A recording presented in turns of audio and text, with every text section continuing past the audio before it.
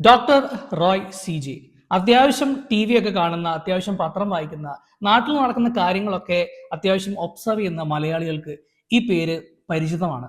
മുഖ്യധാരാ മാധ്യമങ്ങളിലൂടെ നമുക്ക് വളരെ പരിചിതമായിട്ട് മാറിയ ഈ ഒരു വ്യക്തിത്വം, അദ്ദേഹം സ്വയം ജീവനൊടുക്കി എന്നുള്ള വളരെ ഞെട്ടിക്കുന്ന ഒരു വാർത്ത കഴിഞ്ഞ ദിവസം മലയാളികൾ കേട്ടു. ഒരു വ്യവസായി എന്ന നിലയിൽ ഏറ്റവും വലിയ അച്ചീവ്മെന്റ്സ് സ്വന്തമാക്കിയ റോയ് CJ ഇനി മുതൽ ഓർമ്മിക്കപ്പെടാൻ പോകുന്നത് സ്വയം ജീവനൊടുക്കിയ ഒരു മനുഷ്യൻ എന്നുള്ള നിലയിലാണ്. എന്താണ് സംഭവിച്ചുകൊണ്ടിരിക്കുന്നത്?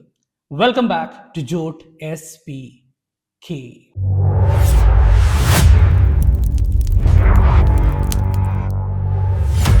ഒരു വളരെ ക്രിട്ടിക്കൽ ആയിട്ടുള്ള ഒരു സിറ്റുവേഷനിൽ പൊരുതാൻ പോലും തയ്യാറാവാതെ സ്വയം ജീവൻ ഒടുക്കി എന്നാണ് നമ്മൾ മനസ്സിലാക്കുന്നത്. എത്ര വേദന ഉണ്ടാക്കുന്ന ഒരു കാര്യമാണ്. ഒന്ന് ചിന്തിച്ചു നോക്കൂ, എവിടെയാണ് നമുക്ക് ഇത്തരം കാര്യങ്ങളിൽ പിഴച്ചു പോകുന്നത്? ഇതിനു മുമ്പും മലയാളികൾ ഇത്തരത്തിലുള്ള ചില വാർത്തകൾ കേട്ടിട്ട് അക്ഷരാർത്ഥത്തിൽ ഞെട്ടിയിട്ടുണ്ട്. അത്തരത്തിലുള്ള കുറച്ച് ആളുകളുടെ പേരുകളാണ് ഞാനിപ്പം നിങ്ങളോട് പറയാൻ പോകുന്നത്. VP സത്യൻ. ഇന്ത്യൻ ഫുട്ബോളിന്റെ ചരിത്രത്തിൽ ഗോൾഡൻ ലെറ്റേഴ്സിൽ എഴുതപ്പെടേണ്ട ഒരു പേരാണ് അദ്ദേഹത്തിൻ്റെത്. 2006 ചെന്നൈയിലെ പല്ലാവരത്ത് വെച്ച് സ്വയം ജീവനൊടുക്കിയ ഇന്ത്യൻ ഫുട്ബോളിന്റെ ക്യാപ്റ്റൻ. അദ്ദേഹം ജീവനൊടുക്കി എന്നുള്ള വാർത്ത വിശ്വസിക്കാൻ അന്ന് മലയാളികൾക്ക് വളരെയധികം ബുദ്ധിമുട്ടായിരുന്നു. കാരണം VP സത്യനെ കുറിച്ച് ഓർക്കുമ്പോൾ തന്നെ ഇന്ത്യയുടെ ആ ഒരു ഡിഫൻസ് ലൈനപ്പിലുള്ള ആ ഒരു അധികായൻ, അത്രയും സ്ട്രോങ് ആയിട്ടുള്ള, അത്രയും ഫിസിക്കലി ആൻഡ് മെന്റലി സ്റ്റേബിൾ ആയിട്ടുള്ള ഒരു വ്യക്തിക്ക് എന്താണ് സംഭവിച്ചത് എന്നുള്ളത് അന്നും ഇന്നും മലയാളികൾ ഒരുപാട് ചിന്തിച്ചിട്ടുള്ള ഒരു കാര്യമാണ്. ഞാൻ പറയാൻ പോകുന്ന അടുത്ത പേര് മലയാളികളെ മാത്രമല്ല, ഇന്ത്യയിലെ സിനിമാ പ്രേമികളെ മൊത്തം ഞെട്ടിച്ച ഒരു മരണമാണ്. ഒരു കാലഘട്ടത്ത് ഇന്ത്യൻ സിനിമയിൽ അല്ലെങ്കിൽ സൗത്ത് ഇന്ത്യൻ സിനിമയിൽ ഒരു ഐറ്റം ഡാൻസ് അല്ലെങ്കിൽ ഗ്ലാമർ എന്നുള്ള വാക്കിന്റെ പര്യായമായിരുന്നു സിൽക്ക് സ്മിത. സ്മിതയുടെ ഡേറ്റിന് വേണ്ടിയിട്ട് നിർമ്മാതാക്കൾ കാത്തു നിന്നിരുന്ന ഒരു കാലഘട്ടം ഉണ്ടായിരുന്നു ഇന്ത്യൻ സിനിമയിൽ. ഇപ്പോഴും പല ഓൺലൈൻ പ്ലാറ്റ്ഫോമുകളിലും സിൽക്ക് സ്മിതയുടെ ചരമവാർഷികത്തിന്റെ അന്ന് വരുന്ന പോസ്റ്റുകളും മറ്റുള്ള കാര്യങ്ങളുടെയും അടിയിൽ വരുന്ന കമന്റ്സ് കണ്ടാൽ തന്നെ നമുക്ക് ഇപ്പോഴും അറിയാം ആ ഒരു കലാകാരിയെ മലയാളികൾ മാത്രമല്ല ഒരുപാട് ആളുകൾ വളരെയധികം സ്നേഹിച്ചിരുന്നു എന്നുള്ളത്. കോവിഡ് കാലത്ത് ഇന്ത്യൻ സിനിമാ പ്രേമികളെ മൊത്തം ഞെട്ടിച്ച ഒരു മരണമായിരുന്നു സുശാന്ത് സിംഗ് രാജ്പുത്തിൻ്റെത്. ഒരുപാട് മികച്ച സിനിമകളുടെ ഭാഗമായിട്ടുണ്ടെങ്കിലും മലയാളികളെ ഏറ്റവും കൂടുതൽ സുശാന്ത് സിംഗ് രാജ്പുത്തിനെ രണ്ട് കൈയും നീട്ടി സ്വീകരിച്ചത് MS ധോണി എന്നുള്ള സിനിമയിലെ ധോണിയായിട്ട് അദ്ദേഹം തിയേറ്ററിൽ നിറഞ്ഞാടിയപ്പോഴാണ്.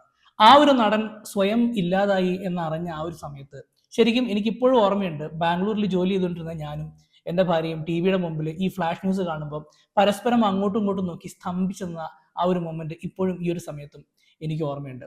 MS ധോണി എന്നുള്ള സിനിമ ഇപ്പോൾ TV-യിൽ കാണുമ്പോഴും സുശാന്തിനെ ഓർക്കാതെ അല്ലെങ്കിൽ ആ ഒരു നൊമ്പരം മനസ്സിലേക്ക് വരാതെ ഒരിക്കലും കടന്നു പോകില്ല. മലയാള സിനിമയുടെ ചരിത്രത്തിൽ ഒരുപാട് നടികൾ സ്വയം ജീവൻ ഒടുക്കിയ സാഹചര്യങ്ങൾ നമുക്ക് മുമ്പിലുണ്ട്. വിജയശ്രീയിൽ തുടങ്ങി മയൂരിയിൽ എത്തി നിൽക്കുന്ന ഈ പേരുകളൊക്കെ ശരിക്കും മലയാളി സിനിമാ പ്രേക്ഷകർക്ക് എന്നും വേദന മാത്രം നൽകിക്കൊണ്ടിരിക്കുന്ന ഒരു കാര്യമാണ്. ഞാൻ അവസാനമായിട്ട് പറയാൻ പോകുന്നത് എനിക്ക് വ്യക്തിപരമായിട്ട് അറിയാമായിരുന്ന ഒരാളെയാണ്, സന്തോഷ് ജോഗി. ഈ പേര് ഒരു പക്ഷേ ഇപ്പോഴത്തെ ആളുകൾക്ക് അത്ര സുപരിചിതമായിരിക്കില്ല. 2006 ഇറങ്ങിയ മോഹൻലാൽ ചിത്രമായിട്ടുള്ള കീർത്തി ചക്രയിൽ മരണപ്പെടുന്ന ഒരു പട്ടാളക്കാരന്റെ വേഷമുണ്ട്. ആ വേഷം വളരെ മികച്ച രീതിയിൽ പെർഫോം ചെയ്തുകൊണ്ടാണ് സന്തോഷ് ജോഗി ശരിക്കും മലയാളത്തിൽ വളരെ പോപ്പുലറായി മാറിയത്. പിന്നെ ഒരുപാട് സിനിമകളിൽ ചെറുതും വലുതുമായിട്ടുള്ള കഥാപാത്രങ്ങൾ അദ്ദേഹം ചെയ്തു. ഞാൻ അദ്ദേഹത്തെ പരിചയപ്പെടുന്നത് കൈരളി TV-യിലെ സ്റ്റാർ വാസ് എന്നുള്ള പ്രോഗ്രാമിൽ പങ്കെടുക്കാൻ വേണ്ടി പോയ സമയത്താണ്. 2010 സ്വയം ജീവൻ അവസാനിപ്പിച്ച് വിട വാങ്ങുമ്പോൾ അദ്ദേഹത്തിന്റെ പ്രായം വെറും 34 വയസ്സായിരുന്നു. ചിലപ്പോൾ ചിലരെങ്കിലും ആലോചിക്കുന്നുണ്ടാവും, എന്തിനു വേണ്ടിയിട്ടാണ് ഞാൻ ഈ പേരുകളൊക്കെ നിങ്ങളോട് പറയുന്നത്. നമ്മുടെ ജീവിതത്തിൽ എന്തൊക്കെ വെട്ടിപ്പിടിച്ചു കഴിഞ്ഞാലും at the end of the day നമ്മളുടെ ജീവിതം എങ്ങനെ അവസാനിച്ചു എന്നുള്ളതും ഒരു വലിയ കാര്യം തന്നെയാണ്. പലതരം പ്രതിസന്ധികൾ വരുമ്പം ശരി മതിയാക്കാം എന്ന് തീരുമാനിക്കുന്ന ആളുകളുടെ കൂട്ടത്തിൽ ഇപ്പം ഏറ്റവും അടുത്ത് നമ്മൾ പറയുകയാണെങ്കിൽ എല്ലാ മലയാളികൾക്കും ദീപകിനെ കുറിച്ച് പറയാനുണ്ടാവും ഒരുപാട്. ആ അമ്മയുടെയും അച്ഛൻ്റെയും കരച്ചിൽ നമ്മൾ കണ്ടതാണ്. വരുന്നത് എന്തു പ്രതിസന്ധിയും ആയിക്കോട്ടെ, ആ പ്രതിസന്ധികളെ നേരിടുക എന്നുള്ള ഒരു ഓപ്ഷൻ മാത്രമേ നമുക്കുള്ളൂ എന്ന് വിശ്വസിച്ച് മുമ്പോട്ട് പോയില്ലെങ്കിൽ ഇനിയും ഇത്തരത്തിലുള്ള ഒരുപാട് വാർത്തകൾ നമ്മൾ കാണേണ്ടി വരും. ഇത് എൻ്റെ ആത്മാർത്ഥമായിട്ടുള്ള ഒരു റിക്വസ്റ്റ് ആണ്.